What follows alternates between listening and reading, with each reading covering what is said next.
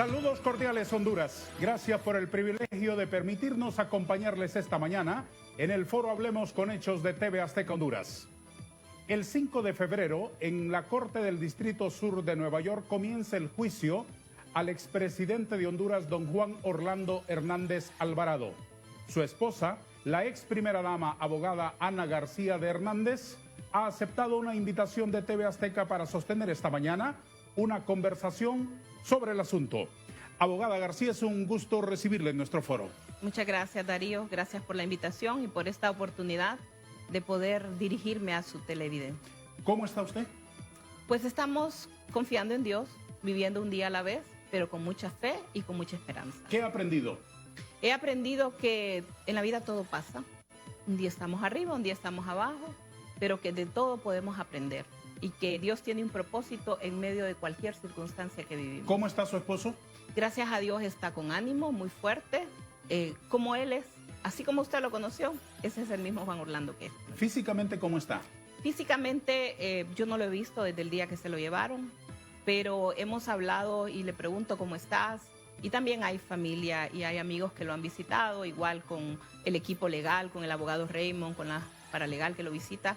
Y gracias a Dios él está sano, está fuerte, está bien dentro de toda la dificultad que enfrenta, pero él se mantiene siempre en una buena condición física y sobre todo mentalmente activo, trabajando en su defensa. Le agradezco la libertad que me permite de formularle preguntas desde nuestro periodismo independiente que solemos hacer aquí, doña Ana. ¿Por qué están en esto? Bueno, yo lo he dicho durante los últimos prácticamente 2 años, que esto se trata de una venganza orquestada por narcotraficantes que fueron perseguidos o que se sintieron perseguidos debido a las decisiones que se tomaron desde el Congreso Nacional cuando Juan Orlando era presidente. Usted era parte de ese Congreso y usted recordará todas las leyes que en aquel momento se emitieron para acabar o para perseguir un problema que era realmente difícil de enfrentar en el país. Y eso nos tiene que posicionar siempre a todos los hondureños en lo que vivía Honduras en el año 2010. Un país que estaba considerado como el más violento del mundo, con ciudades como San Pedro Sula y Tegucigalpa ubicadas en las posiciones más violentas. Juan Orlando se puso al frente de este problema una vez que llegó a la presidencia y desarticuló muchos de estos carteles del crimen organizado. Hoy estos carteles, estos narcotraficantes, estos delincuentes son los principales testigos de la agencia como la DEA y también del Distrito Sur que han hablado y han dicho cosas que ahora tendrán que sustentar, pero que nosotros estamos convencidos que se trata de mentiras perversas para vengarse del único presidente que en los últimos años tomó el liderazgo para combatir la criminalidad organizada. La aprobación de la reforma constitucional que dio paso a la extradición en el Congreso que presidió su esposo, ¿fue por iniciativa de ustedes o fue por solicitud de los Estados Unidos, como lo dijo alguna vez el presidente Lobo? Fue realmente de parte de Juan Orlando, no puedo hablar por el expresidente Lobo, pero sí de parte de Juan Orlando. Fue una iniciativa de él en el Congreso, usted lo recuerda, usted era diputado en aquel tiempo. Fue una decisión sumamente difícil que necesitó de un liderazgo y de un compromiso para lograr una mayoría calificada y que en menos de, creo que si no me equivoco, en menos de 2 semanas o menos tiempo incluso pudiera aprobarse tanto la reforma como ratificarse en el inicio de una nueva legislatura. Fue una decisión del gobierno, en aquel momento del Congreso Nacional, con la voluntad política de Juan Orlando, que en aquel momento veía cómo el país estaba viviendo una situación difícil y cómo la extradición podía convertirse en una herramienta disuasiva contra el narcotráfico. Y eso trajo consecuencias inmediatas para Juan Orlando. Están documentados y van a hacerse públicos, me imagino yo, en todo este proceso, los intentos de homicidio que quisieron haber contra él a causa precisamente de haber aprobado la extradición. Cómo estos grupos de delincuentes se reunían, conversaban y cómo iban a atentar contra la vida de Juan Orlando desde que era presidente del Congreso como candidato y posteriormente como presidente. Señora García, ¿su esposo estuvo en el narcotráfico? Nunca, jamás. Él es inocente, nosotros lo hemos sostenido y yo sé que se va a poder comprobar durante todo este proceso la injusticia que hay detrás de todas estas acusaciones. ¿Qué es lo más cerca que estuvo él de los que han atestiguado que él estuvo? Ninguno de ellos estuvo cerca de mi esposo. ¿Nunca? Nunca. Creo que de los potenciales testigos, obviamente habrán algunos que estuvieron por razones de política, en algún momento pudieron coincidir en una reunión. Usted sabe cómo es la política. ¿Se refiere a alcaldes, diputados y gente que estuvo en la actividad? O personas que estuvieron en cargos de autoridad, por ejemplo, pero nunca en una relación cercana y nunca en una relación de ningún tipo como lo que quieren hacer aparentar estas personas. ¿Y privados de los otros acusados, enredados en juicios que lo han mencionado, que no son políticos? ¿Tuvieron alguna vez una relación cercana? No. Yo he revisado porque me he dado a la tarea, primero como esposa, ¿verdad? Por supuesto. Buscando ayudar y apoyar a mi esposo, en quien confío, en quien creo y quien sé que es inocente. Y también como abogada que soy, hemos investigado, hemos visto, hemos estudiado cada uno de estos procesos que se han dado en los últimos años de ex policía, de ex políticos, de diferentes personas que por una u otra razón hoy se encuentran guardando prisión, fueron extraditados, han sido condenados. Y hay una característica en común que hemos visto en cada una de estas personas que supuestamente son los testigos. ¿Sí? Y son personas que fueron extraditadas o en su mayoría se entregaron y que hoy están con procesos de negociación para reducir sus penas y al mismo tiempo poder vengarse del único presidente que los combatió. ¿Tiene usted evidencias de que ustedes son víctimas de un complot, como lo ha dicho? Hay declaraciones que hemos escuchado, asimismo hay evidencia que va a ser presentada oportunamente durante el proceso, también de todas las situaciones que se fueron dando y cómo se fue llevando esta venganza de los narcotraficantes y cómo en esto se montó una ola de odio, de persecución política también contra mi esposo, de negociación política y muchas cosas más. Todo esto, Darío, va a ser presentado oportunamente para acreditar cómo se trata esto de una venganza, de una persecución política, yo lo he dicho, de una conspiración geopolítica. Cómo hay decisiones que tomó Juan Orlando como presidente de la República que no le gustaron a ciertos sectores, yo los suelo llamar sectores oscuros, que por tal razón decidieron montar toda una venganza donde se unieron. Hay una palabra en la Biblia que me recuerda a esta situación donde dice todos mis enemigos se unieron. Y eso es lo que hoy vemos. ¿Ustedes lavaron activos en campañas políticas? No, y tampoco era mi responsabilidad o la responsabilidad de Juan Orlando el manejo de los fondos de las campañas políticas. Para eso habían comisiones que rendían sus informes, que rindieron sus informes.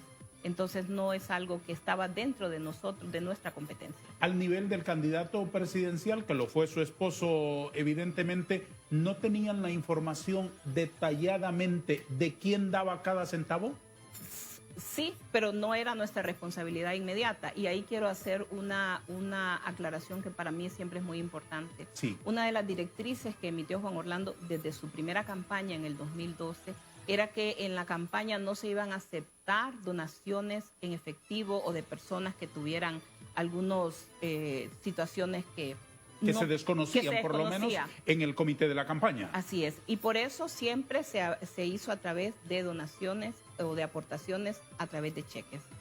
Luego, si usted recuerda, siendo Juan Orlando presidente, él fue quien mandó esa iniciativa de ley al Congreso Nacional para la aprobación de la ley, creo que es de política limpia.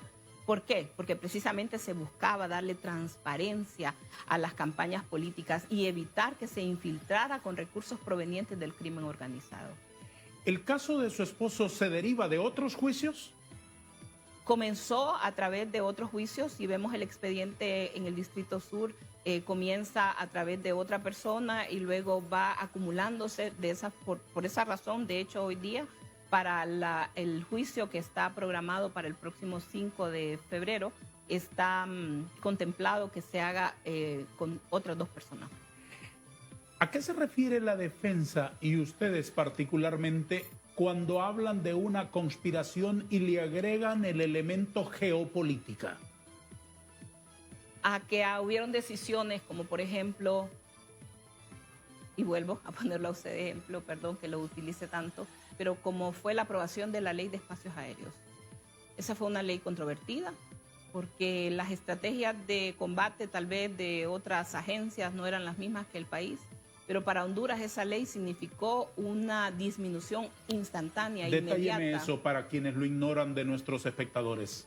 Ok, en el año más o menos 2013, finales del 2013, principios del 2014, el Congreso Nacional, que en aquel tiempo era presidido por Juan Orlando, aunque él ya no estaba activamente en el Congreso, Porque ya había era sido candidato presidencial. Candidato, se retiró del Congreso y luego pues asumió la candidatura y finalmente resultó electo. Pero se aprobó esta ley que es la Ley de Espacios Aéreos. No ese es el nombre realmente, pero siempre la conocemos así. En esa ley lo que se establecía era la potestad para que la Fuerza Aérea Hondureña, si detectaba que un avión transitaba por el espacio aéreo y no tenía los permisos, no tenía las autorizaciones, no se conectaba con la torre de control, pudiera en alguna eventualidad ser derribado. Nunca durante el gobierno de Juan Orlando se derribó ningún avión. Pero ¿qué sucedió con la aprobación de esa ley? Hubieron cierto tipo de, digamos, de desavenencias entre la agencia, en este caso la DEA, que no estaba de acuerdo porque decían que en esos aviones podían venir agentes de la DEA. Pero para el gobierno de Honduras significó una reducción drástica en las trazas aéreas. Honduras, de acuerdo a los mismos reportes del Departamento de Estado que se dan anualmente sobre la situación de narcotráfico a nivel mundial, comenzó a decir que en el 2013 el 85% de la droga que hacía su ingreso a Estados Unidos, el 85% tenía su primera parada en Honduras.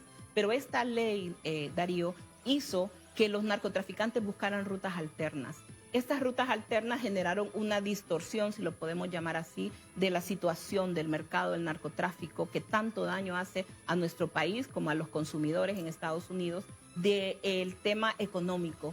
Se calcula, y esto no porque lo digo yo, lo dicen las cifras del mismo Departamento de Estado, que más de 2.400 millones de dólares se afectó a los carteles del crimen organizado, a los carteles de la droga, a causa de las decisiones que se tomaron en el país, en Honduras, con la construcción de este escudo aéreo y luego con la construcción de un escudo marítimo, donde se trabajó muy de cerca con el Comando Sur. Para ello vino el general Kelly muchas veces y se sentó con Juan Orlando, se sentó con diferentes funcionarios para poderle dar esa protección a Honduras y que dejara de ser el país principal de tránsito. Cuando Juan Orlando sale en el 2022, en enero del 2022, pero viendo los informes del año 2021, lo que se dice es que apenas el 4% de la droga que hacía su tránsito hacia Estados Unidos, apenas el 4% hacía su primera parada. ¿Eso lo quiere comparar usted con el primer factor de 85 que me mencionó? Claro que sí. Y usted ve en esos años cómo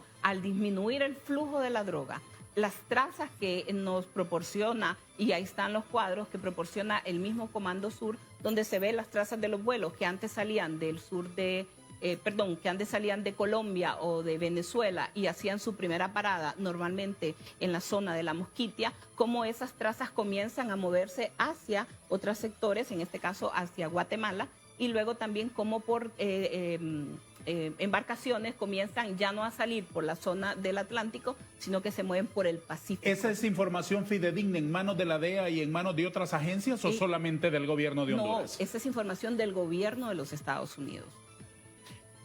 Eso es el tema que nosotros hemos argumentado y lo que hemos siempre expuesto. Es decir, hay una narrativa construida con el testimonio de narcotraficantes, de hombres violentos, asesinos, que mataron a cientos de personas aquí en el país, pero que infligieron daño a miles de personas, que se encargaron de años de violencia en esas regiones, especialmente la zona de la costa norte, la zona del occidente también. Y estas personas son los testigos que dicen, que escucharon, que vieron, que les dijeron, que les contaron, pero evidencias no hay. Ya retomaremos ese asunto. Déjeme que no nos apartemos de la parte geopolítica. Usted me ha mencionado muy bien lo de la seguridad aérea. También otra cosa que fue tal vez complicada y detonante en el enfoque geopolítico que ustedes tienen fue la reelección, fue Palmerola. Sí. Ambos temas son temas que pueden haber generado una incomodidad a nivel de la región, a nivel geopolítico. La construcción de Palmerola, un aeropuerto que ha beneficiado a la región central del país, que ha beneficiado a cientos de miles de hondureños. ¿Incomodó al gobierno de Estados Unidos esa decisión? Podría ser que sí. Esto no lo digo solamente yo lo he escuchado también de otras personas, de quienes tienen más experiencia en el tema geopolítico. Señora García, ¿cómo se entiende que del mismo gobierno de los Estados Unidos una agencia lo acusa y otra agencia lo defiende, o lo defendió, o lo aplaudió durante el ejercicio de la presidencia de la República?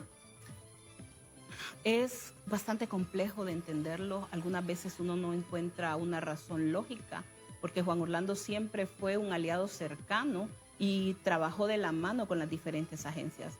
Pero nuevamente lo digo y yo lo señalo de esta manera, hay intereses oscuros de personas dentro de estas mismas organizaciones que tienen sus propias agendas y que de alguna manera se sintieron afectados y que hoy están concretando una venganza.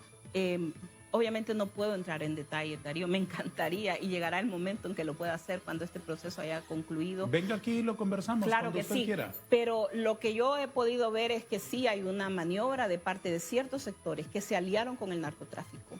Hace unos meses atrás, y usted que es un periodista muy acucioso, lo podrá buscar en internet, un periodista en Estados Unidos mencionaba precisamente esto, cómo hay una colusión entre los sectores, donde hay ciertas agencias con ciertos sectores de gobiernos, también con narcotraficantes, que comienzan a hacer este tipo de estrategias para beneficiarse. Y al final, ¿quiénes terminan ganando en estas luchas de poder? Son precisamente quienes más daño le hacen a nuestros pueblos. Narcotraficantes que consiguen vengarse de quienes los combatieron, como es el caso de Juan Orlando, y al mismo tiempo reducir sus penas, tener nuevas identidades para ellos y sus familias y gozar de todo lo que sangrientamente lograron para ellos. Otro dato que extraigo de los argumentos de la defensa, que he escuchado en distintos momentos: la muerte de doña Hilda Hernández, ¿fue a manos del crimen organizado?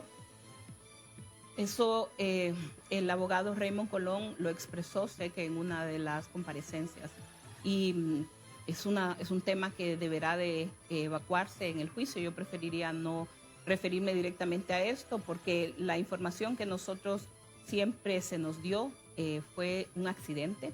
Ahora, claro, entra la duda, después de ver todo lo que se ha visto, de todos los atentados, de todos los complots, de todo lo que ha ido pasando, pudiera haber sido un atentado. No lo puedo... Lo expresa usted en potencial, pudiera haber sido. ¿Qué evidencias tiene usted? ¿O qué información tiene usted sobre el caso de doña Hilda? La información que yo tenía, ¿sí? Que siempre tuve, ¿sí? que me la compartió en aquel momento Juan Orlando, es que se investigó y fue un accidente. Ahora, con todo lo que ha venido viendo, yo no tengo acceso a esa información, Darío, y por eso no puedo de manera irresponsable decirle sí o no. Esto fue una declaración que dio el abogado y pues yo tengo que ver y creer en lo que él está viendo, y él sí expresó que tenía la información de que pudo haber sido un atentado.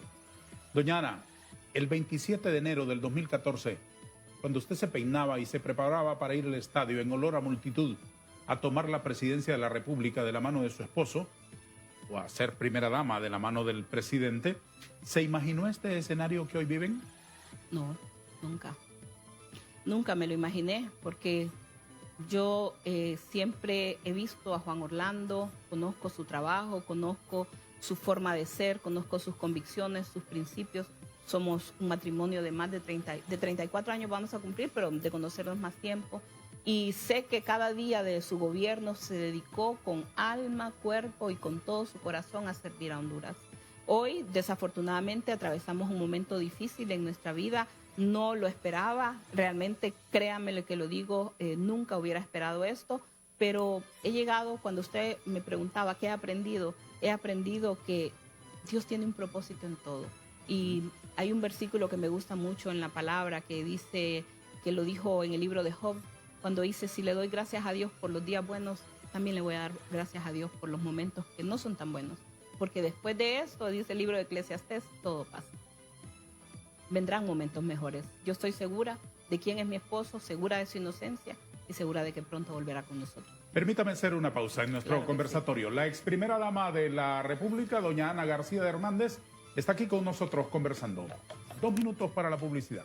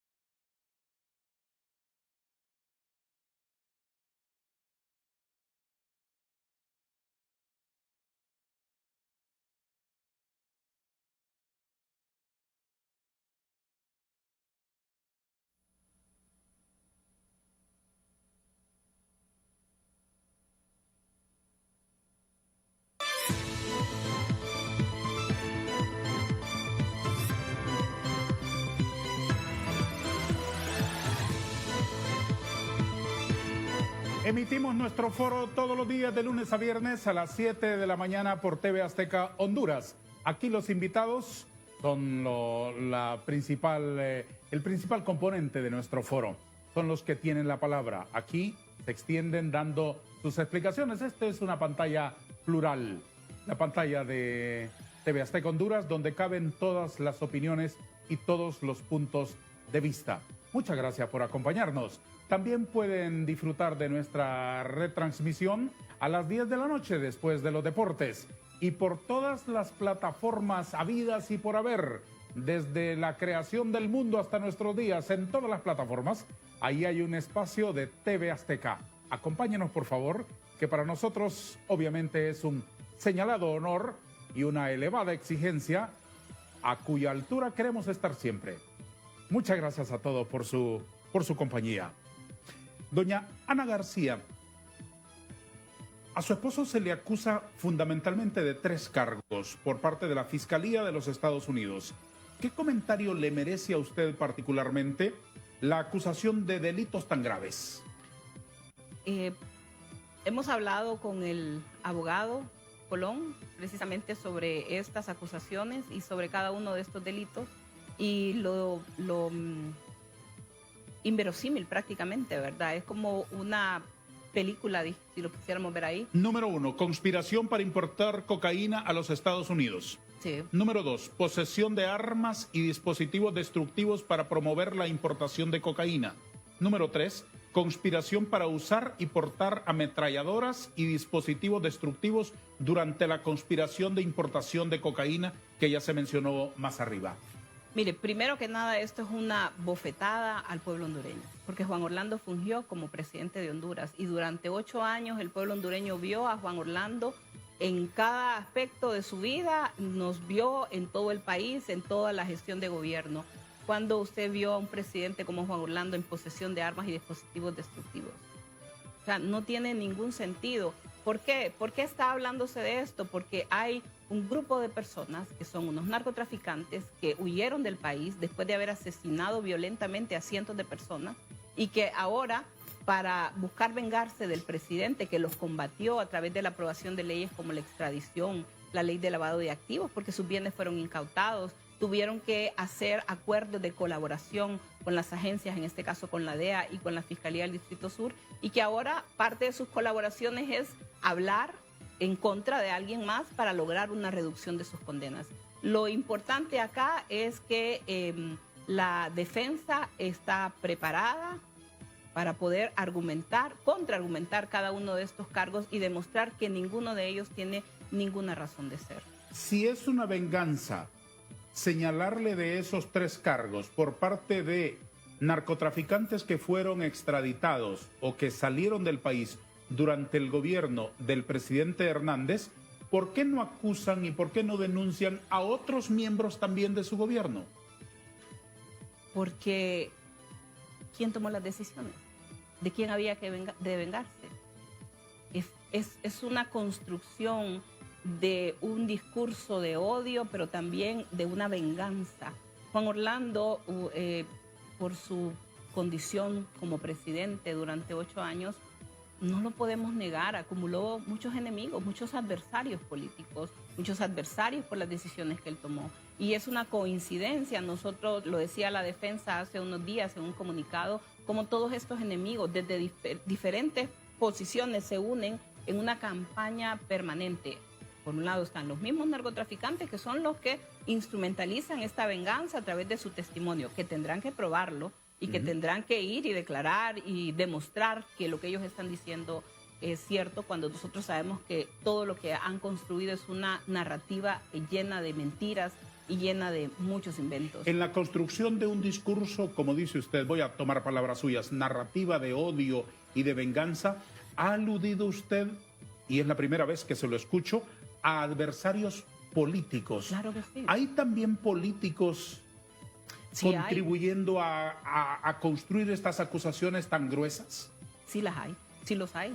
Y de hecho hay una ¿Quiénes son? Hay una solicitud que hizo el abogado Colón. Yo no quiero en ese momento mencionar nombres, particularizarlos, pero hay una solicitud que hizo el abogado Colón donde él pide la información sobre estas personas que de manera constante se reunían para hacer este tipo de denuncias, este tipo de desinformación que llevó incluso a tener una tendencia, un linchamiento político en algunos momentos, Darío. Lo vimos de una manera muy evidente, está documentado por la defensa y en su momento va a acreditarse todas estas acciones. Si está hablándome de políticos, no puedo pensar más que en políticos poderosos. ¿Por qué una persona sin poder puede decir lo que sea, pero no puede llegar a construir un calibre, una acusación de este calibre?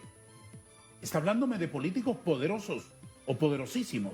Estoy hablando de gente en este país que tuvo por años un discurso de odio, que se dedicaron a llevar una desinformación constante y que tuvieron oído también en algunas personas que hoy se juntan todo, el narcotraficante con el discurso de odio político, con el discurso que se fue construyendo. Desafortunadamente para nosotros, mientras Juan Orlando estaba concentrado en gobernar un país que es sumamente difícil de gobernar, en poder darle respuesta al pueblo hondureño en tiempos difíciles como nos tocó, especialmente en el segundo periodo, con una pandemia, con 2 huracanes que destrozaron el país, y aún así el país se levantó con una mejor economía, el país logró recuperarse de alguna manera de aquella situación tan difícil. Mientras él estaba concentrado en esto, había quienes día y noche construían todo este tipo de venganzas y de complots y de conspiración. ¿Están en el poder actualmente? Algunos sí y otros no. Doña Ana, las mujeres son las de la intuición. ¿Percibió usted la cercanía de amistades peligrosas? No, y le voy a decir por qué. Porque Juan Orlando y yo siempre teníamos una característica y era que éramos reservados, en el sentido de que el poder tiende a aislar a las personas. Y cuando digo el poder, el ejercicio del poder, sí, uno tiende a aislarse, Darío. Y al final, puedo decirle que éramos hasta huraños. Juan Orlando y yo, cuando teníamos el más breve espacio de tiempo disponible, que era muy poco el tiempo, Juan Orlando todos los días tenía una agenda muy movida por el país, visitaba un lugar, iba al otro, muchas reuniones por aquí y por allá. El poco tiempo que teníamos era para nosotros como familia. Entonces no habían amistades de esa naturaleza, al contrario, fuimos más bien quedándonos solos. Yo les contaba a mis hijas, porque incluso mis hijos en los últimos años al crecer se fueron a estudiar fuera, claro. Mi hijo mayor se casó, entonces habían fechas especiales como Navidad, Año Nuevo, y éramos Juan Orlando y yo, los dos compartiendo, los dos. Y así lo decidíamos porque precisamente... Pero no todo el tiempo estaban en lo privado, no todo el tiempo estuvieron en el poder. Alguna vez estuvieron en la campaña, alguna vez estuvieron en la calle así... conquistando corazones y ganando voluntades. ¿Alguna vez usted le susurró al oído, este tipo no me huele bien? No que yo recuerde, porque nuevamente le digo, Juan Orlando siempre fue muy cuidadoso de las personas a su alrededor, pero tampoco puedo decir, es imposible que no se le acercara a alguien con malas intenciones. Y ahora cuando uno ve hacia atrás, ve que habían personas que de una manera oportunista buscaban como tomarse una foto, estar en un evento, aunque siempre se tuvo mucho cuidado de poder identificar las personas que estaban alrededor, especialmente por una razón, porque desde muy temprano se identificó, y estoy hablando del periodo de gobierno como presidente, los atentados y las amenazas. Hubo, por ejemplo, una amenaza donde los delincuentes contrataron sicarios mexicanos para que en una llegada que nosotros hiciéramos a Gracias pudieran derribar en el helicóptero donde nosotros nos transportamos. Entonces, eso nos hacía ser muy cuidadosos a dónde íbamos, con quién estábamos. ¿Se llegó a constatar de que hubiese indicios racionales sobre el asunto? Claro que sí, de hecho se condenaron a las personas y están guardando prisión.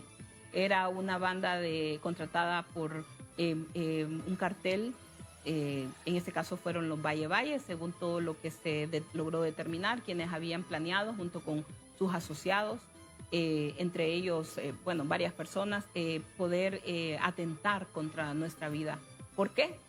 Y está dentro de todas las escuchas telefónicas y está dentro de toda la información del juicio, es un juicio público aquí en el país, porque Juan Orlando había aprobado la extradición y porque como presidente estaba tomando decisiones para efectivamente extraditar a las personas que estuvieran involucradas. Obviamente la extradición no era voluntad del presidente y eso es algo que a mí me gusta aclarar.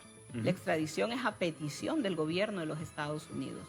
Y siempre en el proceso de extradición, Juan Orlando cuidó mucho de que no estuviera en manos ni en decisión del Poder Ejecutivo, sino que se tramitaba directamente o rápidamente al Poder Judicial y era en la esfera de lo judicial donde se decidía o no la extradición. ¿Cuándo se enteraron ustedes de un juicio en los Estados Unidos en contra de su esposo? Cuando el día que llegó la extradición... 14 de febrero del 2022. Sí. Hasta antes de ese momento sí habíamos escuchado porque había una campaña permanente. No, pero habíamos hablado de fuentes serias, de fuentes oficiales. Ese día. El 14 de febrero del 2022. De febrero del 2022. A las 5 de la tarde. A las 5 de la tarde. Cuando el tuit del canciller Enrique Reina dijo ha llegado una solicitud de extradición de un político hondureño y un periodista de CNN anunció el nombre. Así es. ¿Ahí se enteraron por primera vez? Ahí nos enteramos más o menos eran como las 5 de la tarde, si no me equivoco. Sí. Y cuando leímos eso, en medio de todo aquel ambiente, hacía 2 semanas Juan Orlando había dejado la presidencia y estábamos en un reacomodo en nuestra vida. Y recién juramentado como parlamentario centroamericano. Así es, como cualquier expresidente, nada normal en eso. Entonces, cuando recibimos esa información a través de las redes sociales... ¿Dónde estaban? Estábamos en nuestra casa. ¿Cómo reaccionó don Juan? Cuando... ¿Quién lo supo primero de los dos? Ok. Le comento, ese día habíamos estado en la casa, en una área que es donde él recibía las visitas. Ahí él estaba en ese momento viendo televisión. Cuando yo entré a decirle que iba a salir, tenía que hacer una diligencia. Y justo estaba saliendo de esa área de la casa cuando me entra un mensaje de una sobrina y me dice, tía, mire lo que están diciendo en este momento. Y inmediatamente yo me devuelvo donde está Juan Orlando. Él ya estaba también recibiendo esa información. Y salimos hacia un lugar de la casa, nos quedamos viendo un momento, buscando cómo podíamos conseguir más información. Él llamó a alguien, en este caso a un amigo, para que a través de él pudiera hacer una consulta a alguien del actual gobierno para confirmar de quién se trataba. Y fue ahí donde nos confirmaron que se trataba de él, antes de que saliera oficialmente. ¿Qué se dijeron al oído cuando se abrazaron ahí? Baby, le dije yo, confiemos en Dios, esto va a pasar. Aquí vamos a estar para apoyarte siempre y con la cara y con la frente en alto porque no debes nada. porque sos inocente y el tiempo va a demostrar que no sos. ¿Se imaginó lo que iba a ocurrir cuando iban a abrir la puerta a la soldadesca? No tenía idea de toda el nivel de odio que había en ese momento en el país. Ahora que lo veo me doy cuenta. Si usted ve algunas imágenes adicionales a ese día tan terrible y doloroso, va a ver que afuera de mi casa no solo es que había una cantidad inusual de miembros de la policía y juntamente con el ministro y el director de la policía en aquel momento, sino que habían hecho todo un dispositivo de cámaras, de grúas. Bueno, de hecho aquí en su estudio no veo esas grúas que ellos sí utilizaron, porque era un espectáculo el que tenían que montar, era un show, era un linchamiento, era una escena de odio lo que necesitaban montar. ¿Quién había ordenado eso? No lo sé. Asumo yo que de parte de las autoridades se ordenó todo esto, porque recuerdo que nuestros abogados salieron en ese momento y le pidieron que acercaran los vehículos donde iban a trasladar a Juan Orlando. Juan Orlando dijo desde muy temprano ese día, en horas de la mañana, que él se iba a entregar voluntariamente. Se mandó, los abogados fueron a la corte a presentar la solicitud de entrega voluntaria. El juez no la admitió. El juez, probablemente por temor, por miedo, por cobardía, no sé por qué, porque legalmente sí pudo haberlo autorizado. La entrega voluntaria era lo lógico, era lo que él estaba ofreciendo, era su derecho a hacerlo. No, él también se prestó, creo yo, a todo este escenario de escarnio. ¿Por qué a la captura fue personalmente un ministro de seguridad y un director de la policía? Eso es lo que yo todavía me pregunto. Y no solamente fueron, estuvieron perdóneme, no me haga preguntas. Deme la respuesta. ¿Cómo lo interpreta usted? ¿Por qué fueron ellos? Como una acción de odio, como una acción de linchamiento, como una venganza política, como un mensaje de odio, así lo veo yo. Y si lo veo hacia atrás, recuerdo que se les pidió, o sea, Juan Orlando es una figura, es un expresidente del país. Y todavía hubieron 2 presidentes en funciones que lamentaron la forma cruel, inhumana y degradante que fue tratado Juan Orlando. ¿No fueron tratados así otros extraditables? No. De esa manera, no. Y si usted revisa, al día siguiente se emitieron comunicados de parte del CONADE, que es del Comisionado Nacional de los Derechos Humanos, sí, alertando de las violaciones a los derechos humanos de los que fue objeto Juan Orlando, al haber sido encadenado, engrietado y exhibido de la manera en que fue hecho. Abogada García, después de ese momento y en los días del proceso de la extradición, con idas y venidas al Poder Judicial y a la estación de los policías Cobras, usted dijo que no podía ser legalmente extraditado porque en Honduras no había reglamento para la extradición. ¿Recuerda eso? Hubieron muchos argumentos que se dieron y ese fue quiero uno de traerlos. Ellos. Eso fue uno de ellos. Sí, deténgase un minuto. Respetuosamente le pido que se detenga en eso porque quiero hacerle una siguiente pregunta. Si ese era un argumento para inhabilitar la extradición, legalmente hablando, entonces también fueron ilegales las extradiciones que se hicieron durante el gobierno de Hernández, porque tampoco había reglamento para la extradición. Bueno, le contesto. Cuando se analizó todo el proceso y cuando se vieron todos los argumentos, pudimos determinar que habían condiciones que habían variado. Una de ellas era la aprobación de una nueva normativa legal, que era el código, por ejemplo, de procedimiento, de código penal, si no me equivoco, que hablaba de que una persona debía de ser juzgada, y es el principio universal, de la justicia universal. Entonces, esa era una causa. La otra causa, Darío, y lo voy a decir quizá por primera vez, no era mi obligación ni mi responsabilidad estar en los procesos de extradición, no era esa mi tarea. Claro. Pero cuando me puse a la tarea de ver el caso particular de mi esposo, como abogada, después de estudiar todo ese proceso, me pude dar cuenta que el tratado de 1909 no era el título o el documento que podía habilitar la extradición, que hoy todavía en el país existe ese vacío, porque acuérdese que los tratados entre los países tienen que ser recíprocos, ¿cierto? Desde luego. Desde luego. Entonces, Ese tratado de 1909, que luego fue ratificado posteriormente en 1929, creo, expresa que no pueden extraditarse los nacionales de los países. Entonces, si bien es cierto, hay una reforma a la Constitución, no estoy negando, eso fue precisamente un logro del gobierno de Juan Orlando. Hay una reforma a la Constitución y en esta reforma se dice que puede hacerse la extradición cuando haya un convenio, cuando haya un... ¿Eso no lo revisaron cuando se reformó la Constitución? Pues aparentemente es algo que debe de revisarse y poder. Al final no fue un argumento que fue tomado en cuenta por el juez. El juez, y lo he dicho no una, sino que varias veces, el juez vio, escuchó los argumentos y en menos de 5 horas emitió una sentencia de 50 páginas. ¿Qué significa eso? Dígamelo en una palabra. Que ya estaba preparada. Pausa.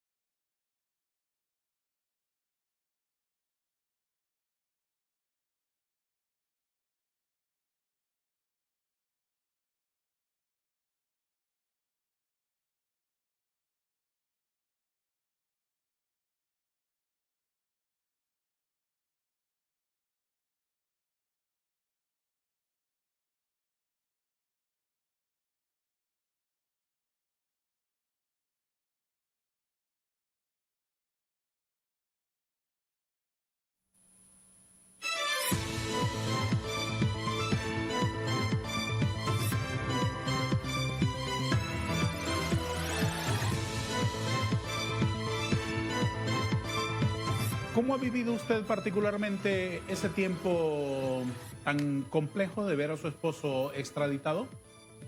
Ha sido muy difícil, Darío. Realmente ha sido muy doloroso todo lo que hemos enfrentado como familia, ver nuestro hogar pues en una situación tan difícil, separados. En las condiciones en que Juan Orlando ha estado no ha sido fácil. El abogado Colón lo reportó al juez Castel que Juan Orlando había sido tratado como un prisionero de guerra. Cuando fue llevado de aquí, fue llevado a una prisión donde estuvo en la celda de los terroristas por más de 21 días, aislado por completo. Un hombre que lo único que ha hecho es servir a este país, fue tratado de la peor manera. Ha sido difícil, doloroso. Por mucho tiempo me costó levantarme, pero tuve que hacerlo porque entendí que nadie más iba a defender a mi familia si no lo hacíamos nosotros. ¿Usted lleva la alianza siempre en su dedo? Llevo la alianza en mi dedo, claro que sí, aquí está. No solo eso, sino que en mi cuello y con mucho orgullo llevo el anillo de Juan Orlando. ¿Ese es el de él? Este es el de él, porque el último día que lo vi, que fue un día antes de la extradición, yo le dije, dámelo, yo te lo voy a guardar y te lo voy a dar cuando volvamos a reencontrarnos, que yo sé que en poco tiempo va a ser, porque no quería que se perdiera en el sistema. Pero él no se llevó ningún anillo. No se llevó ningún anillo, no se llevó nada, más que lo que llevaba en sí, encima de él. ¿Qué le dice su corazón que ocurra de aquí en adelante? Pues mi corazón me dice, pero sobre todo mi fe me llena de esa certeza de que muy pronto Juan Orlando va a estar fuera de este lugar tan horrible donde hoy está recluido, que la verdad va a salir a la luz y que vamos a vivir una vida en familia. Eso es nuestro mayor anhelo. ¿Cómo es la atmósfera donde él está? Descríbame el sitio. Yo no he estado en ese lugar, no se sabe que yo no he podido viajar hacia los Estados Unidos. Entiendo que esa es una unidad más pequeña, donde están... ¿De qué tamaño más o menos era la habitación? No es una... La verdad, no, ¿cómo le digo? Al principio sí estaba en una celda, luego los movieron a otra parte donde es una unidad, entiendo yo que es una zona más abierta. Creo que en el lugar donde él está, más o menos hay entre unas 14 a 20 personas. ¿Él está acompañado de 19 personas más? Aproximadamente 14, no sé cuántas son en realidad, que son personas de baja peligrosidad, es decir, personas que enfrentan otro tipo de procesos, no violentos. ¿Estadounidenses? Criminales. ¿Extranjeros en Estados Unidos? No sé, no sé exactamente quiénes son los que están ahí, pero es una situación difícil. Desde ¿Tiene cualquier acceso a perspectiva. comunicaciones? Sí, tenemos más o menos una cantidad de minutos al mes donde ¿Para hablar podemos por hablar teléfono? por teléfono. Sí. Él puede llamarme, yo no puedo llamarlo, él sí puede llamarme. Y también hay un sistema de correos electrónicos donde yo les puedo escribir y él me puede escribir y así nos contactamos. Es también. viernes por la mañana. ¿Cuándo fue la última vez que habló con él? Anoche. ¿Qué le dijo? Pues comentamos sobre la solicitud que se hizo ante el juez Castel, la que Me está presentó. hablando de una carta, ¿no? Sí, le estoy hablando de la solicitud que presentó el abogado Raymond Colón, donde pide que se amplíe, que se postergue por 30 a 45 días el inicio del juicio. Tengo aquí y la este carta. documento. Sí. El abogado Raymond Colón, por cierto, ¿por qué lo eligieron a él? Después de varias circunstancias tomamos la decisión de contratarlo a él. Al honorable juez Kevin Castel le solicita respetuosamente un aplazamiento de 30 a 45 días. La próxima fecha del inicio del juicio del 5 de febrero a la luz de las pruebas, el diagnóstico y el tratamiento continuo de 2 casos médicos preexistentes graves y concurrentes. ¿A qué se refiere con estos casos médicos? Sí, el abogado Colón ha tenido algunas condiciones médicas en los últimos meses. ¿Del abogado? Del abogado, sí, del abogado. Y particularmente en las últimas 2 semanas fue contagiado de COVID, lo que lo ha puesto... Entonces, ¿cuál es la situación? Y si me permite explicarle un poco esta circunstancia. Mire, y lo tengo las fechas en mente, el 10 de enero del año 2023, es decir, sí, hace un año atrás. Sí. El juez Castel convocó a una audiencia y en esa audiencia tomó varias decisiones. Una de las decisiones que tomó era que el juicio se iba a llevar a cabo el 24 de abril del 2023. Sí. Luego también determinó unir los procesos, que se iban a unir los procesos de Juan Orlando con otros 2 de los acusados. Y la tercera decisión que tomó en esa fecha fue determinar que la Fiscalía tenía 60 días antes del inicio del juicio para concluir la entrega del material de la regla 3500. ¿Qué es la regla 3500? Si me permite explicarlo. En el sistema federal de Estados Unidos, la regla 3500 se refiere a la obligación que tiene la Fiscalía, que tiene la carga de la prueba en el sistema norteamericano, sí, para presentar toda la información que tenga en sus registros como gobierno. Hablamos aquí del gobierno en general, de los potenciales testigos que la Fiscalía puede utilizar. ¿Eso tenía que ocurrir en qué fecha? Tenía que ocurrir, el plazo ya estaba fijado, era 60 días antes del inicio del juicio. Tomando en cuenta que el juicio ahora está fijado para el 5 de febrero, ¿en qué fecha tuvo que haber ocurrido más o menos evento? El 5 de diciembre del 2023. ¿Y ocurrió? No ocurrió. ¿Cuándo ocurrió? Lo que ocurrió posteriormente fue, y creo que lo dice Juan Orlando en su carta, es que en la última semana de diciembre del 2023, la Fiscalía entregó nuevo material de la regla 3500. Muy bien, ya nos vamos a referir a esa carta y a ese aspecto concretamente. Déjeme concluir con este enfoque.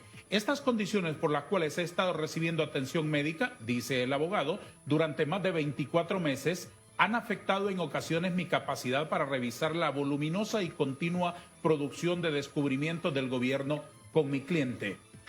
Esta condición médica del abogado defensor ¿no lo hizo incapacitarse para abandonar la defensa? ¿Fue tan grave? Él estuvo algunos días, y si lo recordamos hace unos meses atrás, incluso él le pidió al juez aplazar un plazo por condiciones médicas, porque tenía que hacerse un procedimiento médico. Pero más allá de eso, es importante, o sea, él habla de sus razones médicas, ¿verdad? Lo que ha impedido. Y quiero retrotraerme un poco más. Sí. Normalmente, en un caso federal en el gobierno de Estados Unidos, el acusado tiene derecho a revisar toda la información que se le proporciona de parte de la fiscalía. Acuérdense, los fiscales tienen la carga de la prueba. Ellos tienen que darle al acusado en el sistema federal toda la información. Detalladamente, ¿de qué lo acusamos? De esto y de esto y de esto. No solo eso, todo lo que ellos tengan, toda la información que ellos tengan, la tienen que proporcionar. ¿Y eso no ha ocurrido en su caso? Eso ha ocurrido de manera intermitente, y había un plazo fijado por el juez que decía 60 días antes del inicio del juicio. 5 de diciembre. Es la última fecha. Por tarde, donde deben de terminar de entregar la totalidad del material. La totalidad del material. ¿No le han entregado la totalidad del material de la Fiscalía a su defensa? El 27 de diciembre hicieron una entrega y posteriormente, la primera semana de este mes de enero, anunciaron que todavía tenían más material que entregar. Entonces yo lo he dicho en varios de mis intervenciones. ¿A este momento no le han entregado todo? A este momento probablemente ya entregaron supuestamente lo que es el material 3500, porque no hemos entrado ni siquiera a hablar de lo que es la información clasificada, que es otro tema aparte. Entonces, ¿qué sucede, Darío? Hay una desigualdad, porque mientras la Fiscalía ha tenido años para procesar, para revisar este material, cuenta con cientos de personas a su disposición para poder hacer todo este trabajo, cuenta con millones de recursos para poder hacer este trabajo logístico, tecnológico, todo lo que usted quiera, quieren a menos de un mes venir a entregar una prueba que ellos muy bien saben que ellos la han tenido en su poder y que tardíamente la están entregando. Doña Ana, coménteme este otro aspecto de esta otra carta que el expresidente Juan Orlando Hernández ha dirigido al juez. Entre otras cosas, déjeme destacar este aspecto y luego, si quiere, usted comente lo demás. Le dice, entre otras cosas, no tengo dinero para abogados adicionales. De hecho, no tengo suficiente dinero para seguir pagándole a Sabrina Stroff para que nos ayude a mi abogado y a mí. Los ahorros de toda mi vida fueron congelados como resultado de este proceso, aunque incluso con ellos hubiera sido difícil cubrir el costo de mi defensa. Como tal, no anticipo que mi abogado y yo tengamos suficiente equipo o tiempo suficiente para prepararnos adecuadamente para el juicio el 5 de febrero. Y lo nuclear es esta solicitud. Solicito al tribunal que me nombren un defensor público. Coménteme la esencia de esta solicitud. Bueno, primero tiene que ver con lo que, si usted se va un poco más arriba, donde dice que debido a la situación del abogado que ha tenido estos episodios de enfermedad y eso es lo que le quería comentar un poco antes, que normalmente en el sistema penal el acusado puede revisar toda la información y se le permite revisarla, pero en el caso particular de Juan Orlando han habido limitaciones a tener la revisión de la información. ¿Por qué? ¿Por qué? Porque el juez lo puso a solicitud de la Fiscalía bajo un esquema de confidencialidad. Entonces Juan Orlando no puede tener el material con él para revisarlo como él quisiera revisarlo. Está sujeto a que el abogado llegue a la prisión, el abogado visita a Juan Orlando, pero hay ocasiones donde, por ejemplo, Juan Orlando tiene él tiene más de, si no me equivoco, más de 40 órdenes de separación. O sea, si él llega al lugar de la visita legal y hay una de esas 46 órdenes de separación, el abogado y Juan Orlando no pueden reunirse. Entonces, eso limita el tiempo de trabajo para que puedan revisar toda la información. Entonces, además, la entrega tardía de esta información ¿por qué ha 7 hecho semanas? muy difícil. ¿En esas 7 semanas esperan cubrir con ese rezago? Más o menos compensa el rezago que ha tenido la Fiscalía en entregar esta información. De la regla 3500. Estamos de acuerdo. Porque no hemos hablado del otro tema que abarca este proceso, que es la información clasificada. ¿Cuánto dinero han invertido en la defensa? Se ha invertido una cantidad importante.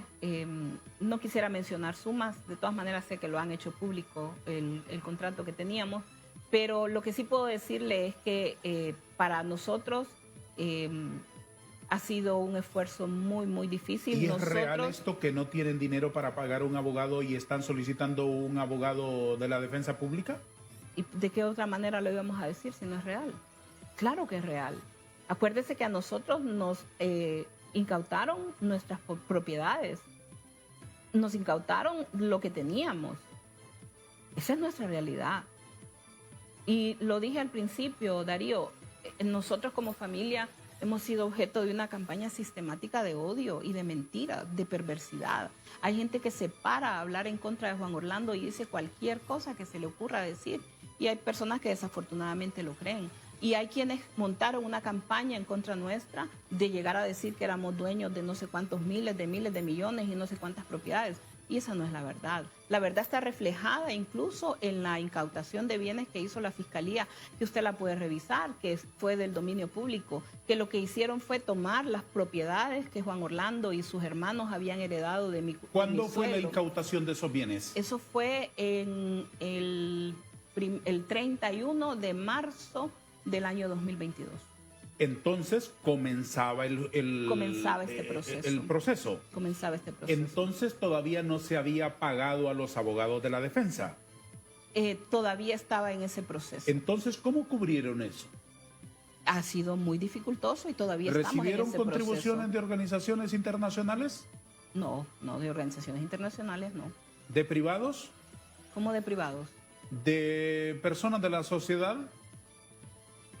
Hemos tenido apoyo como familia, de nuestra misma familia, nos han apoyado y hay algunos amigos que también nos han apoyado para poder cubrir estos costos que han sido bastantes. No solo se trata de una cosa, son muchas cosas al mismo tiempo.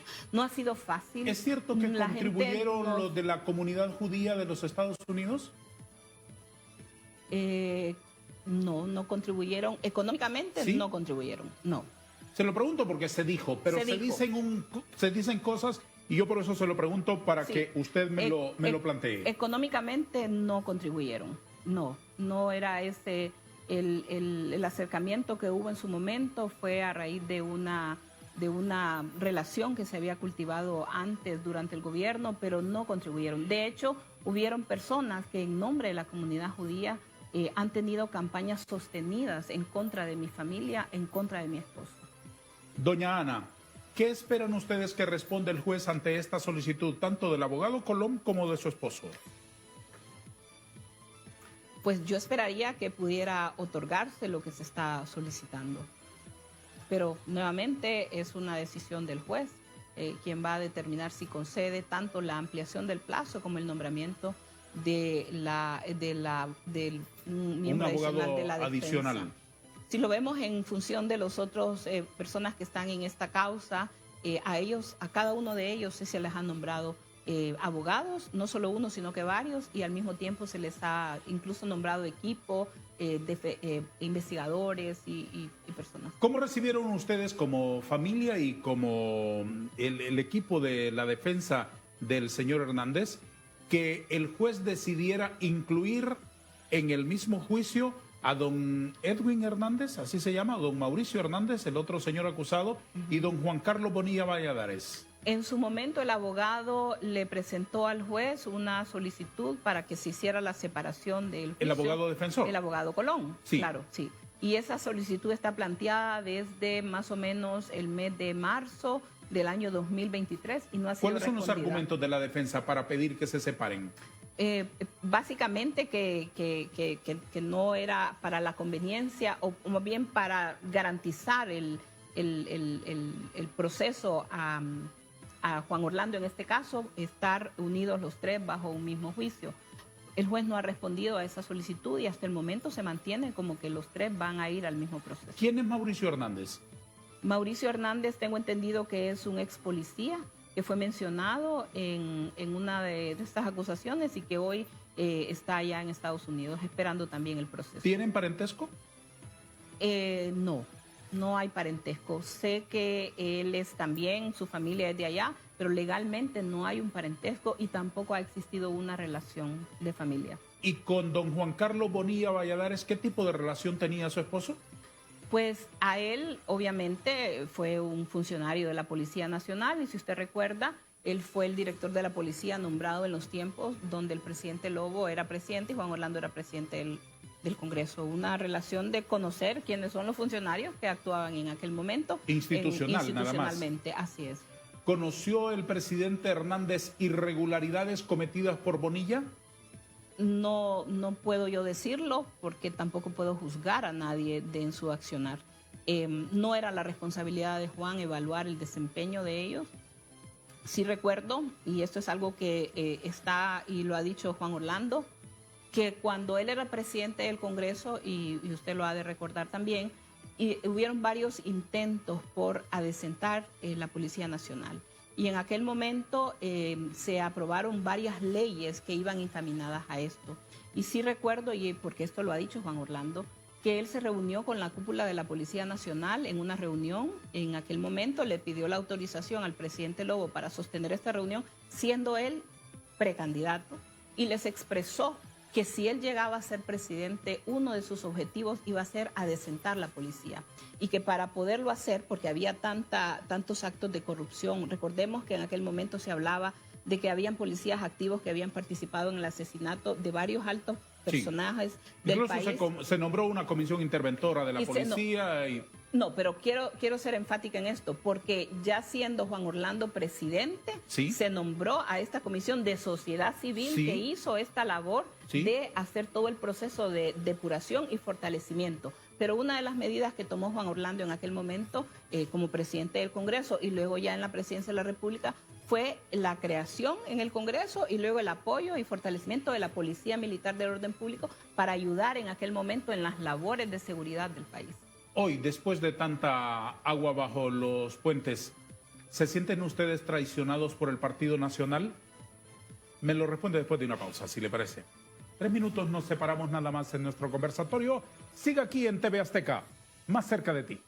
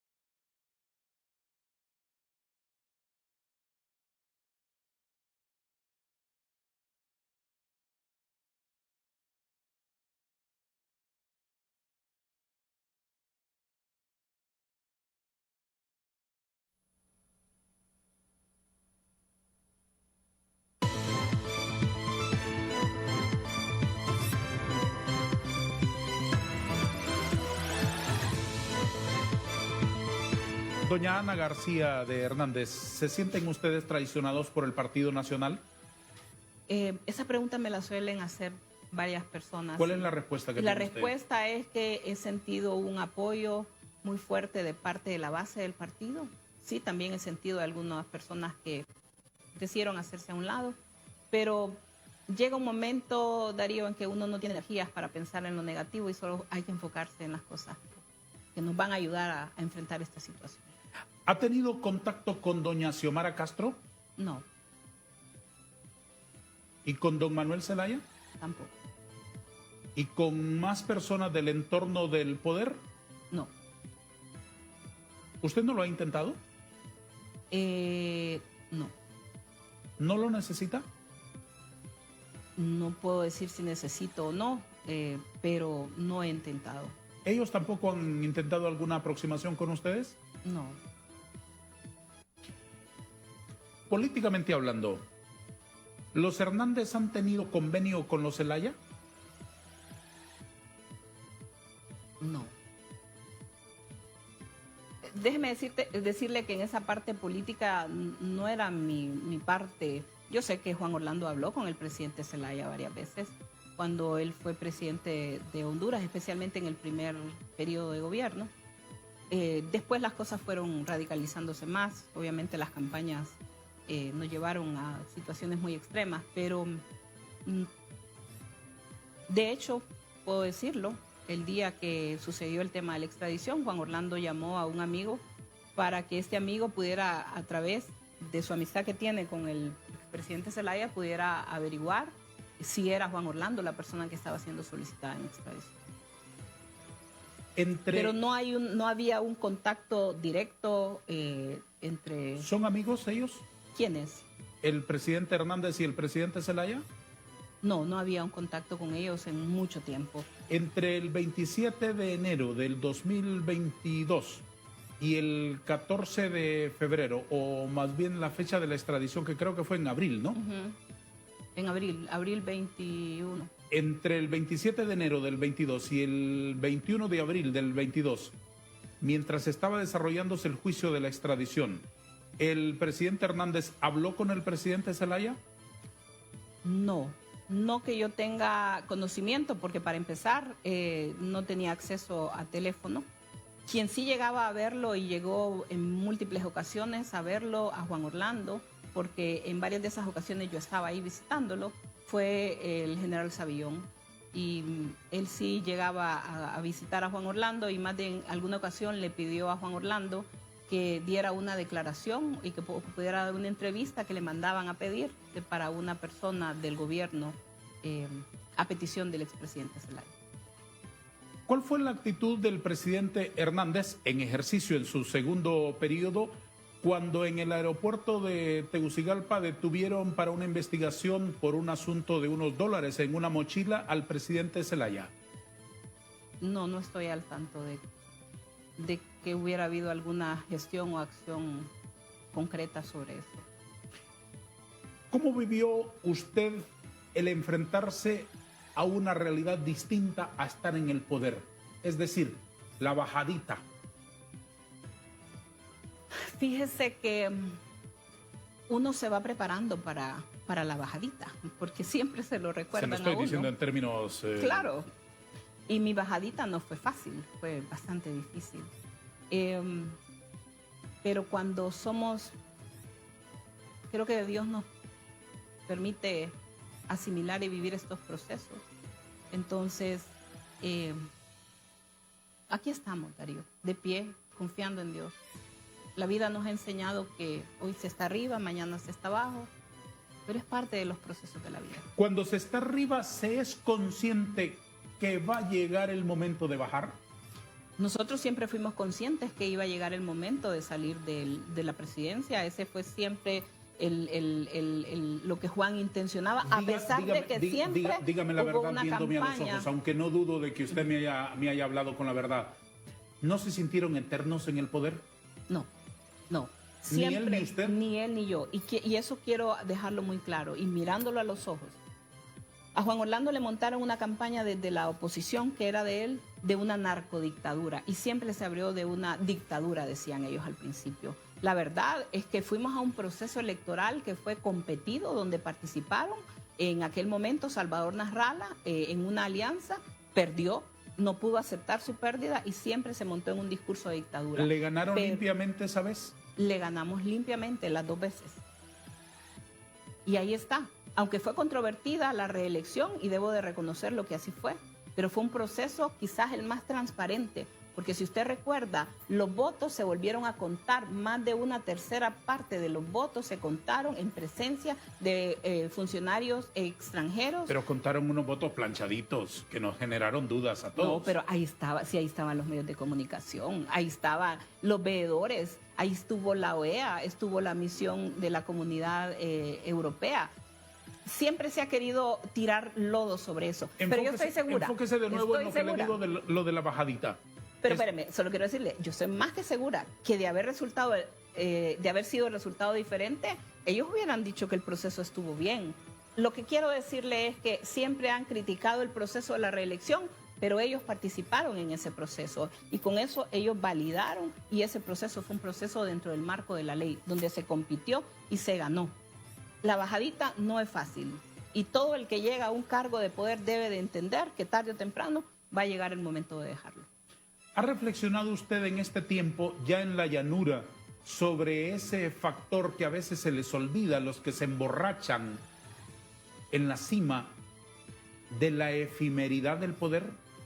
Yo creo que hay personas que se les olvida que el poder es efímero, pero quiero hablarlo en nombre de mi esposo y en nombre mío. Juan Orlando siempre ha sido un hombre muy aterrizado y Juan Orlando siempre fue consciente de que su compromiso de servir al pueblo hondureño tenía un día de entrega y él, llegado ese día, entregó el poder y siempre trabajó y demostró su compromiso por un proceso electoral competitivo, aún ya siendo el presidente y que siempre se hablaba y siempre había un discurso de que si es que él se quería quedar, que si él quería reelegirse.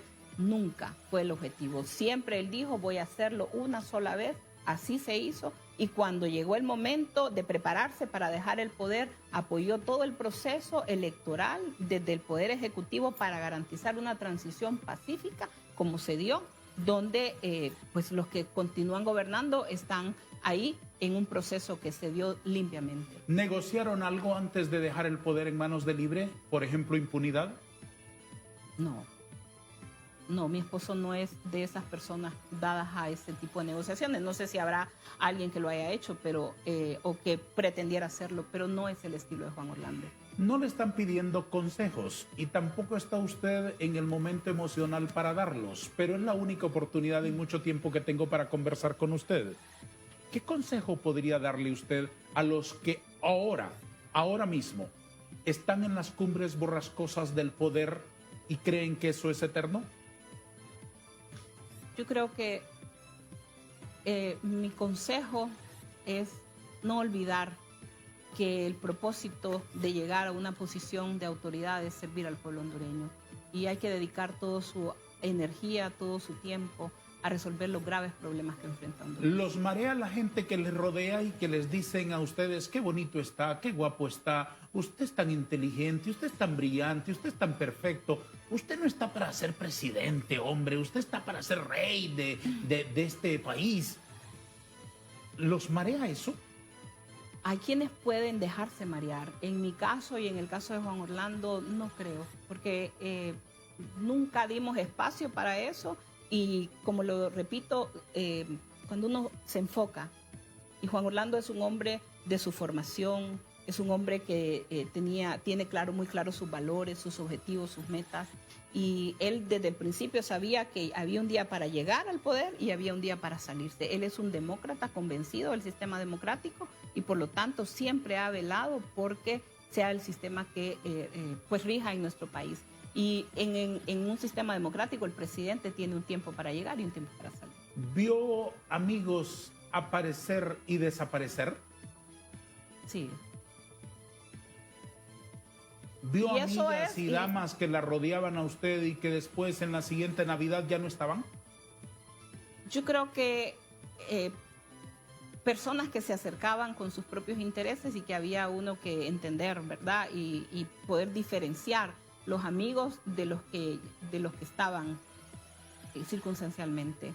Pero las verdaderas amistades estuvieron antes y están ahora. ¿El expresidente Hernández intentó huir? No, nunca. ¿Consideró irse a vivir a Nicaragua? No. ¿Ni por un instante? Ni por un instante. ¿Cómo imaginaron el retiro? El 28 de enero del 2022, ¿cómo lo imaginaron? Bueno, lo imaginábamos en una actividad donde pudiéramos poco a poco reintegrarnos a nuestra profesión, ambos somos abogados, pero también nos gustaba estar mucho tiempo en Gracias. Allá teníamos, tenemos nuestra casa, teníamos un proyecto de ganado. Juan es un hombre de campo y en eso nos imaginábamos con nuestra familia, después de 8 años de intenso trabajo, poder estar con nuestros hijos, a quienes no habíamos visto. De hecho, nuestras hijas teníamos más de 2 años de verla a causa de la pandemia, no habíamos podido estar. Luego disfrutar de nuestras nietas. Una ¿Tiene vida nietas? normal. ¿Cuántas nietas tiene? 2 nietas. 2 nietas. 2 nietas. Una familia normal. Yo lo digo, Darío, hay gente que se le olvida que somos seres de carne y hueso. Hay gente que piensa que Juan Orlando es insensible. No, yo le digo, si yo me caigo, me golpeo, me duele. Lo mismo a Juan Orlando. Cada vez que nos han insultado, que nos han agredido, nos ha tocado muchas veces guardarnos el dolor y poner la cara, porque nunca hemos sido ni conflictivos, ni hemos buscado pleitos, ni mucho menos. Siempre dentro del marco del respeto. Pero hay personas en este país que se han dedicado a denigrarnos constantemente en una campaña de odio de la cual les cuesta bajarse, aún hoy día. Nosotros nos imaginábamos en una vida tranquila, muy privada, muy reservada, disfrutando de esas pequeñas cosas que tiene la vida, que son tan lindas como estar en nuestra familia, disfrutar nuestra relación de pareja. ¿Usted guarda nietos. rencor? No, no tengo tiempo para guardar rencor. ¿Contra nadie? No, no. ¿Alguna vez lo guardó? Mire, si en algún momento lo he sentido, inmediatamente le pido a Dios que quite cualquier raíz, así dice la palabra de Dios, cualquier raíz de amargura, porque eso al final a quien le hace daño es a mí misma. Y no estoy en un momento, ni ahora ni nunca, para permitir que otros vengan a afectar mi salud emocional, mental y sobre todo mi relación con Dios. Entonces, soy humana, por supuesto que me enojo y hay días en que digo, wow, que esta persona, que dijo tal cosa, somos seres de carne y hueso, como lo dije antes, pero también tratamos de vivir bajo lo que hemos aprendido de nuestros padres, hemos aprendido de Dios, y es perdonar al prójimo. En el último segmento le voy a pedir que me explique por qué decidió usted, creo que es una decisión soberana que usted tomó, usted me lo explicará, vivir esta etapa expuesta en las redes sociales. ¿Te parece? Sí. Doña Ana García de Hernández está conversando con nosotros hoy aquí en exclusiva. ¿Dónde más? En TV Azteca Honduras. Un instante para nuestra última pausa publicitaria.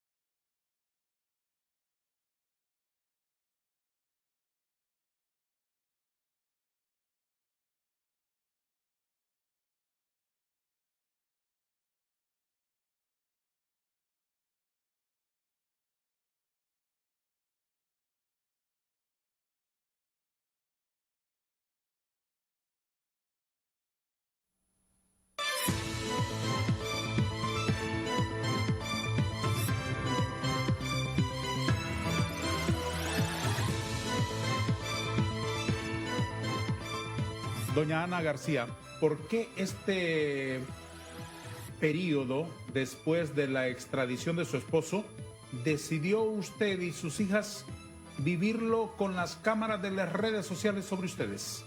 porque entendimos que había una narrativa construida en contra de nosotros, había una campaña permanente de desinformación sumada a una campaña de odio y que nadie más iba a salir por nosotros, nadie más iba a salir a hablar de mi esposo, de la verdad de lo que estábamos pasando. Había una concepción equivocada de quién era Juan Orlando, lo empezaron a dibujar desde hace un tiempo atrás como una persona que no es Juan Orlando y se olvidaron de esa parte humana. Nosotros como esposa, como hijas, de hecho mucha gente se sorprendía y decía, ¿y ellas son sus hijas? Porque nosotros siempre mantuvimos la privacidad de nuestra familia, nunca exhibimos a nuestros hijos, nunca estuvieron ellos ninguna relevancia, ni pretendieron meterlos en planillas de elección popular a su familia. No, nada, nunca. Siempre con mucha claridad. Entonces, ¿cuál era el propósito de empezar una especie de campaña sostenida de apariciones suyas, declarando, informando, analizando, reflexionando y haciendo sus propias interpretaciones sobre el juicio? Hacer el balance y dar mi verdad, porque si no, simplemente se iba a escuchar la verdad o más bien las mentiras distorsionadas de muchos que se encargaban de vivir. Darío, aquí en este país hay personas que viven, y cuando digo viven es que ganan literalmente dinero a costa de hablar mal de Juan Orlando y de mi familia. ¿A qué se refiere? Hay páginas y hay personas denominados influencers que tienen sus redes sociales y se dedican permanentemente a denigrar y a hablar en contra. ¿Y quién les paga? Pues es una pregunta que habrá que averiguarla. Sí, respóndamela. ¿Quién les paga? Hay personas que se encargan de eso. No sé exactamente quiénes sean. ¿Del gobierno, de la empresa privada, de la sociedad civil? ¿De dónde? Del crimen organizado también, de sectores oscuros, que son los que se encargan de mantener esta dinámica de mentiras que se han tejido acerca de nuestra familia. Y cuando ustedes entonces era hablar nuestra verdad. ¿Y usted cree que la gente les cree? Sí, estoy segura que sí. ¿Qué reacciones reciben a sus publicaciones en las redes sociales? Hay mucho contenido que recibe respuestas favorables y también hay grupos que uno identifica. Por ejemplo, le voy a decir una intimidad, si lo puedo decir, de mis redes sociales. Usted sabe que uno puede meterse a ver de dónde son sus seguidores. Yo tengo en una de mis redes sociales más de 800 seguidores de India. ¿Por qué me lo dice haciendo ese gesto? ¿Qué son sino personas que han contratado robots para estar tirando campañas negativas? Pero también tengo muchos comentarios y ahí están. Yo no borro comentarios. A menos que sean muy ofensivos, ahí sí los borro, pero en su mayoría ahí están, respeto que las personas se expresen y hay una mayoría de un sentimiento de apoyo. Y hoy día yo puedo decirle, no salgo mucho, estoy más dedicada a mi casa, a apoyar a Juan Orlando en este caso que es tan complejo, tan difícil, y apoyarlo desde acá, desde el país, estudiando, analizando toda la información que pueda tener sobre lo relacionado con el juicio, lo que es público, en esa parte pública que comentábamos entre cámaras, ¿verdad? De los juicios, por ejemplo, donde uno puede buscar cierta información. ¿Sí? Entonces, más estoy en eso. Pero cuando salgo, recibo de la gente un genuino sentimiento de cariño, de aprecio, y la gente se me acerca a mí, a mis hijos, a decirnos, estamos con ustedes, estamos orando por el expresidente, extrañamos al expresidente y sabemos que él volverá. ¿Usted vio al expresidente en la mañana en que se lo llevaron? No. ¿Cuándo lo vio la última vez? Fue la noche anterior al que se lo llevaron. El 20 de abril. El 20 de abril, sí, la noche del 20. ¿Él lloró? No. Y esa es una de las cosas que yo admiro de mi esposo, es cómo nos infundió esa fortaleza. Porque recuerdo que esa fue tarde-noche, la última que nos vimos con nuestros hijos, ellos estaban ahí. Y una de las cosas que hablamos, y me acuerdo que nos sentamos en el lugar donde él estaba detenido, había una cama y ahí nos sentamos todos en aquella cama. Y hablábamos y nos dijimos, no queremos que este momento sea un momento de lágrimas, sino que vamos a compartirlo con la fe y con la esperanza de que pronto vamos a estar juntos. Doña Ana, ¿estará usted en Nueva York? ¿En el juicio? Una pregunta compleja. Por el momento, yo lo he dicho, no tengo las posibilidades porque no tengo la autorización para viajar. ¿Saldrán a la luz nombres de otros expresidentes políticos, empresarios, militares, personajes de fama en el juicio? Posiblemente sí.